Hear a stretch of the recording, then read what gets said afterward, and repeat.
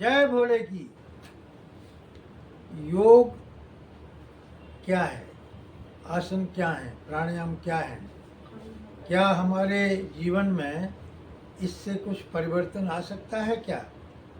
तो आदिकाल से योग, आयुर्वेद और ज्योतिष का महत्व रहा है। तो आज मैंने सोचा कि जो कॉमन एलिमेंट्स हैं, जिसमें नज़ला, जुकाम, गंजापन, उत रक्तचाप, ये सब जो है क्या योग आसन करने से, आहार बदलने से ठीक हो सकते हैं क्या? तो ऐसा लगता है कि बहुत सारी चीज़ों को ध्यान में रखते हुए पूरे वर्ल्ड ने योग थेरेपीज़ और योग के अपनाया है।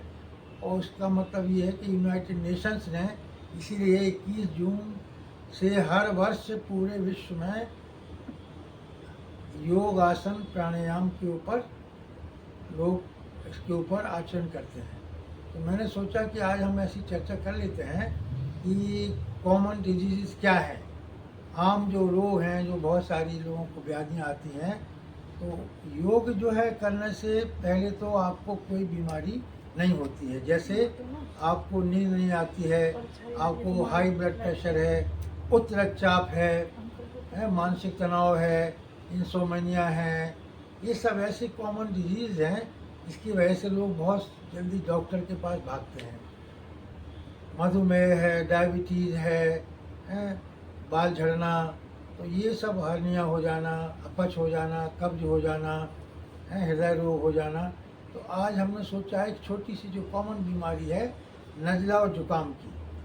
नज़ला और जुकाम क्या है? नज़ला जुकाम क्या होता है कि जो हमारा रेस्पिरेटरी सिस्टम है उसमें हमारे म्यूकस जमा होता रहता है और हम उस पर ध्यान नहीं देते हैं। उसकी वजह से हमें नज़ला होता है, जुकाम होता है। और लोगों ने ऐसा भी पाया है कि जिनको निरंतर नज़ला और जुकाम होता है उनको बाल भी झड़ने लगते हैं और समय से पहले बाल सफ़ेद भी हो जाते हैं। मैंने भी महसूस किया था कि मैं कुछ साल पहले, 20 साल पहले मेरे को नज़ला रहता था, मैंने ध्यान नहीं दिया, उस वजह से मेरे बाल बिल्कुल झड़ गए थे, गंजा में हो गया था। और संभव होगा तो फोटो भी आपको डाल के दिखाऊंगा। तो नज़ला को रोकने का सबसे बढ़िया तरीका क्या है? सबसे बढ़िया तरीका ये है कि इसमें आप षटकर्म करिए। षटकर्म क्या होते हैं? शुद्धि करने के लिए शरीर को षटकर्म बनाए गए हैं। सबसे पहला षटकर्म होता है कुंजल। कुंजल करने से आपका पेट साफ होता है, इसको बोलते हैं अपरवास। अपरवास करने से क्या होता है कि आपके जो फेफड़े में, गले में किसी प्रकार का म्यूकस कफ है वो निकल जाता है। इस प्रकार हाथी पानी के तालाब में जाता है और सूंड से पानी भरता है और वो निकाल देता है। उसी प्रकार से हम भी गुनगुना पानी पीते हैं। आजकल बहुत से लोग इसमें जड़ी बूटियाँ भी डाल देते हैं, जैसे गिलोय डाल दी, अदरक डाल दी, तुलसी डाल दी, काली मिर्च डाल दी, एलोवेरा डाल दिया।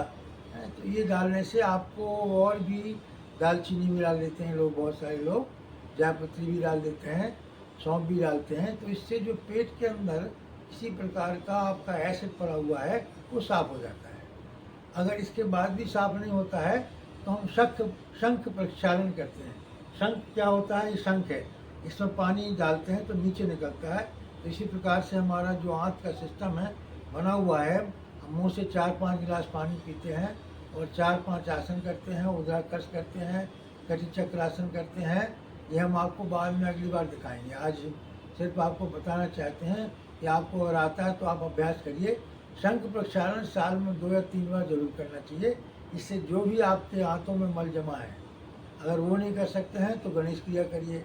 गणेश क्रिया एक प्रकार का वक्रतुंड महाकाय सूर्यकोटि समप्रभा निर्विघ्नं कुरु मे देवा सर्व कार्येषु सर्वदा।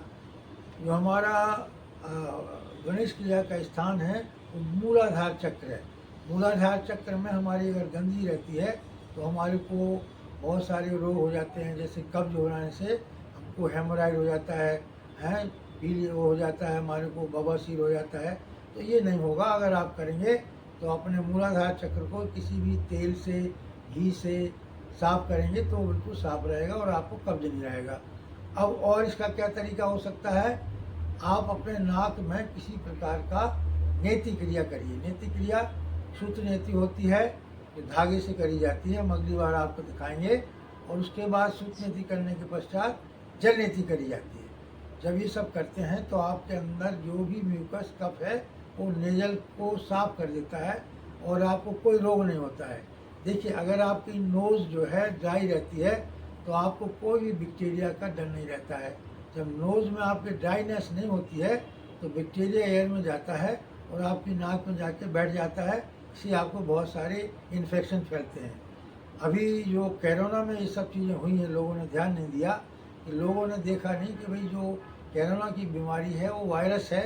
वो वायरस हमारी नाक से जाता था और हमारी नाक से जाके गले तक रुक जाता था। अगर गले तक हमने रोक लिया और नीचे में हमारे लंग्स में नहीं गया तो हमको उसका असर बहुत कम हुआ और हम बच भी गए। लोगों का बचाव भी हो गया, दवाइयों से हुआ, नेचुरोपैथी से हुआ, काढ़ा पीने से भी हुआ, हल्दी का काढ़ा पिया। तो ये जो आपकी चीज़ है गर्म चीज़ खाने से, उसी प्रकार से जैसे आप निरंतर हल्दी पीते रहें, अगर दूध में डाल करके मखाना डालें, उसमें अदरक डालें, काली मिर्च डालें, तो आपको गुड़ डालें, तो आपको अंदर जो गर्मी पैदा होती है उससे आपकी जो ठंडक है शरीर की वो ख़त्म हो जाती है। तो इसके और उपाय भी हैं, इसमें आप प्राणायाम भी कर सकते हैं। जैसे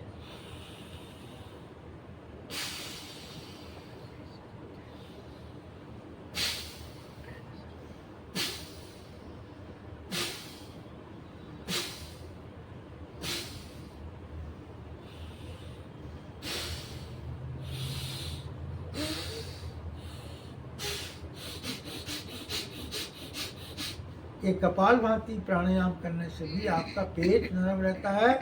पेट नरम, पैर गर्म, सिर रहे ठंडा। फिर कोई बीमारी की बात करे या कोई डॉक्टर आए तो उसको लगाओ डंडा। हैं, आपके 3 प्रकार के टेस्ट हैं जो आपको बता देंगे कि आप रोगी हैं या निरोगी हैं। पहला ये कि पेट नरम होना चाहिए।